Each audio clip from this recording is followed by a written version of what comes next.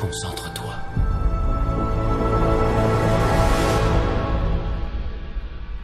Que vois-tu? La lumière.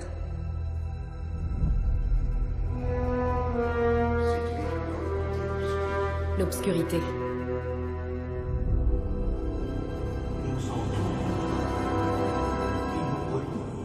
L'équilibre. C'est tellement plus grand.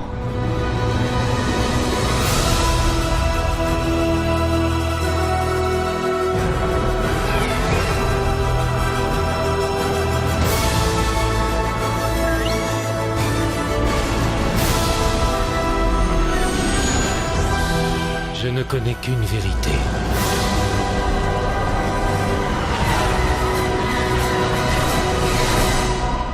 Le temps est venu pour les Jedi d'en finir.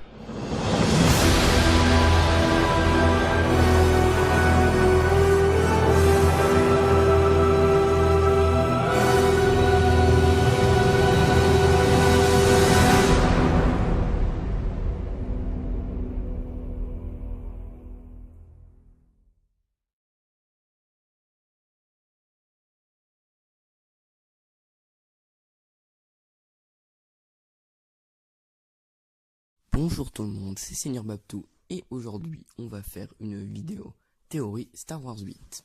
Vous avez pu le voir, je vous ai mis un petit extrait en tout début de vidéo, juste après l'intro, donc de la bande d'annonce, et je vais l'analyser petit à petit. Je ne sais pas encore si je vais mettre d'extrait vidéo pendant que je parle, mais en tout cas je vais mettre des images, c'est sûr. Alors donc déjà on commence par voir Rey qui a l'air de sortir un peu d'une grotte, enfin, c'est ce que j'ai beaucoup entendu sur YouTube ou sur internet, enfin, ils disent tous qu'elle a l'air de sortir d'une grotte, mais moi je suis pas d'accord avec ça. Moi je pense qu'elle finit dans l'entraînement, qu'elle est épuisée, et qu'elle retourne auprès de son maître.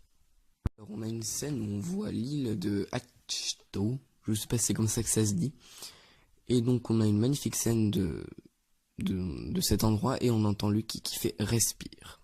Ensuite on a une vue d'ensemble plutôt de l'île en hauteur, et on entend encore Luke qui fait voilà, respire. Donc alors ah non pardon, excuse-moi, c'est pas du tout sur cette scène, c'est quand Rey elle est devant mince. Elle est devant de l'eau qui, enfin je sais pas trop comment dire quoi. Et donc ensuite on a le plan de Rey qui est devant l'eau. Et donc après je crois qu'on a Luke qui dit maintenant concentre-toi, et Rey qui, on la voit, qui fait lever des pierres, grâce à la force bien sûr. Ensuite on entend Luke qui dit que vois-tu. En fond on entend Leia, et donc faut être très très attentif à cette scène. On entend Leia qui fait vous êtes mon seul espoir, donc en parlant à Obi-Wan Kenobi bien sûr dans l'épisode 4. Et donc on entend Rey en voix claire qui fait la lumière. Ensuite on a un plan du casque de Kylo Ren totalement détruit. Moi je pense que c'est tout simplement qu'il a piqué encore une de ses crises et qu'il l'a défoncé.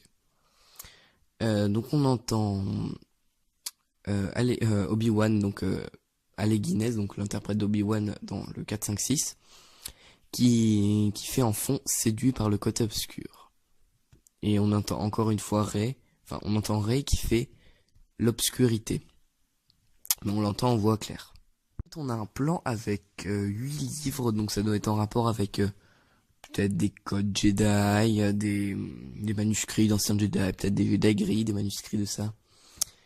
Et on entend Yoda, mais on l'entend on l'entend mieux que Obi-Wan et Leia, qui fait nous entoure et nous relie. Et on entend Rey qui fait l'équilibre. Et on la voit on voit une main se poser sur un livre qui a l'air bien endommagé quand même.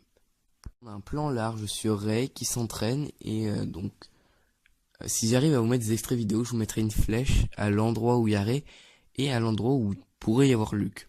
Par contre moi je crois pas du tout que sur le grand caillou juste derrière Rey, au-dessus il y a Yoda. Enfin, pour moi c'est de la foutaise, c'est pas...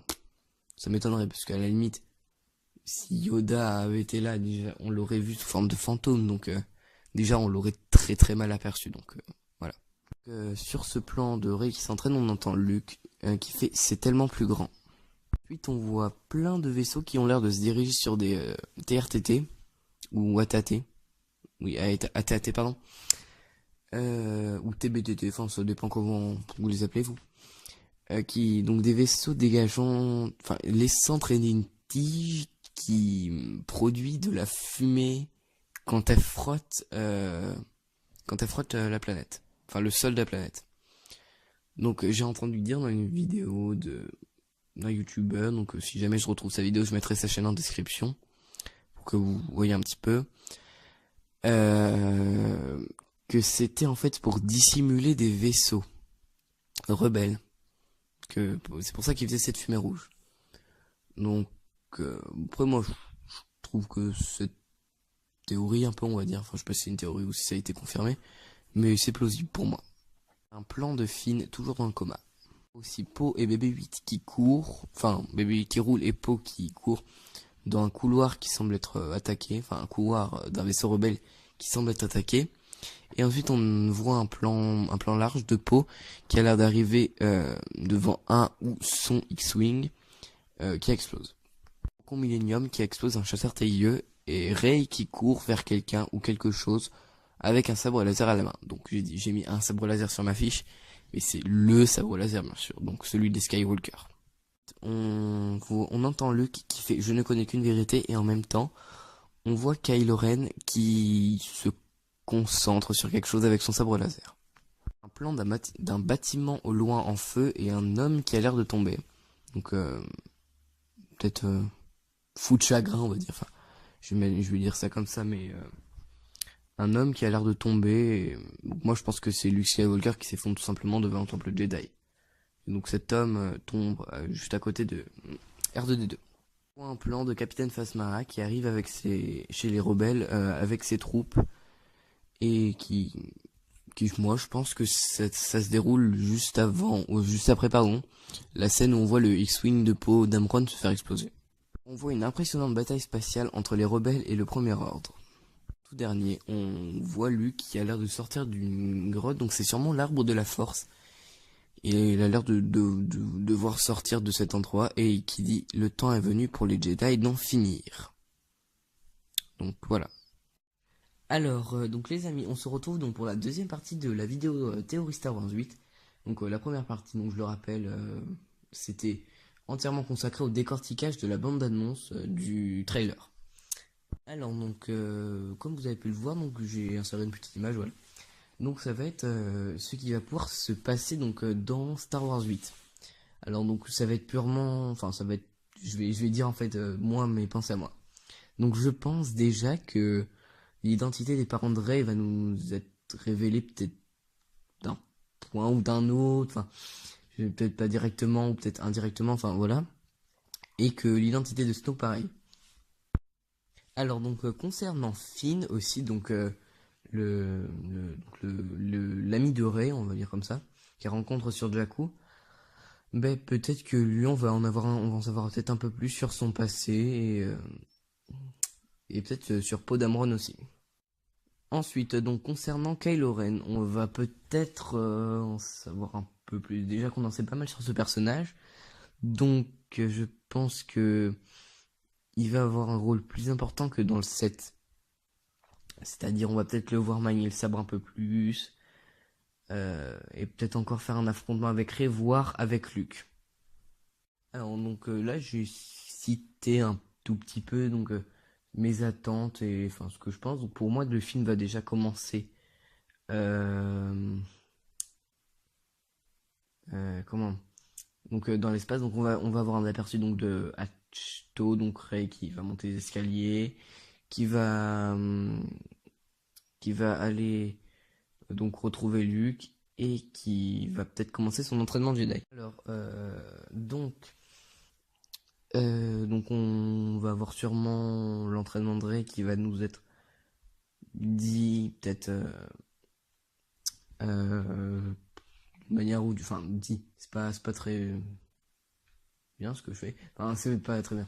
Enfin, il va peut-être nous être décrit, enfin, on va avoir un aperçu de son entraînement, quoi. Je pense que pendant ce temps-là, on va avoir un aperçu de l'entraînement de Kylo Ren avec Snoke, et peut-être en savoir un peu plus sur les personnages donc incarnés par Benicio del Toro, et je sais plus du tout les deux autres acteurs, donc il y a l'actrice qui a joué dans Jurassic Park, je sais plus son nom, et Kelly Marie Tran, je sais plus ce que c'est son nom.